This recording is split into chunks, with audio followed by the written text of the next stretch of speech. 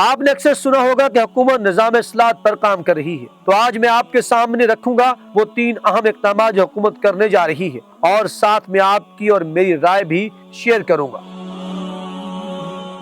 اللہ تعالیٰ سب سے بہترین تدبیر فرمانے والا ہے، اور وہی اپنے بندوں کو ہر آفت سے بچا سکتا ہے۔ دوستو، آج ہم ایک ایسا معاملہ لے کر آئے ہیں جو نہ صرف ہمارے ملک کے لیے اہم ہے بلکہ ہر شہری کے روزمرہ زندگی سے جڑا ہوا ہے۔ پہلی بات، ملک بھر میں نماز اور اذان کے اوقات کو یکساں کرنا ہے۔ یہ ظاہر ہے کہ ہماری یہاں زمین کی جغرافیائی حالت، میدانی اور پہاڑی علاقے، ساحلی علاقے وغیرہ مختلف ہیں، اس لیے کچھ فرق تو ہوگا، لیکن زونز بنا کر یکساں اوقات مقرر کیے جا سکتے ہیں۔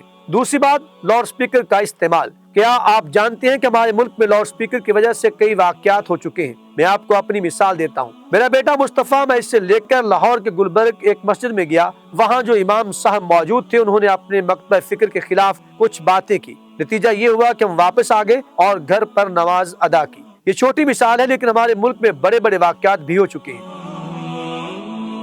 یہی وجہ ہے کہ لاؤڈ سپیکر پر کافی کنٹرول ضروری ہے تاکہ لوگوں کی زندگی اور امن میں خلل نہ پڑے۔ تیسری اور سب سے اہم بات، نماز جمعہ کے خطبات اور ان کے موضوعات۔ یہ نہ صرف عبادت کا حصہ ہے بلکہ معاشرے کی تربیت اور رہنمائی کا کام بھی کرتے ہیں، لیکن اگر ریاست یہاں زیادہ کنٹرول کرے تو یہ ایک طرح سے فوجی کنٹرول جیسا محسوس ہو سکتا ہے، جو بالکل درست نہیں۔ خطبات کے موضوعات کو علماء اکرام کی کمیٹی کی نگرانی میں ہونا چاہیے تاکہ مذہبی تعلیم صحیح طریقے سے عوام تک پہنچے اور غیر ضروری مداخلت نہ ہو۔ دوستو، دنیا کے مختلف ممالک جیسے سعودی عرب، UAE، قطر، مصر، تیونس، الجزائر اور ترکی میں بھی اس طرح کے کنٹرول موجود ہیں، مگر ہر جگہ کا تجربہ ہمارے یہاں کے لیے مکمل طور پر مناسب نہیں۔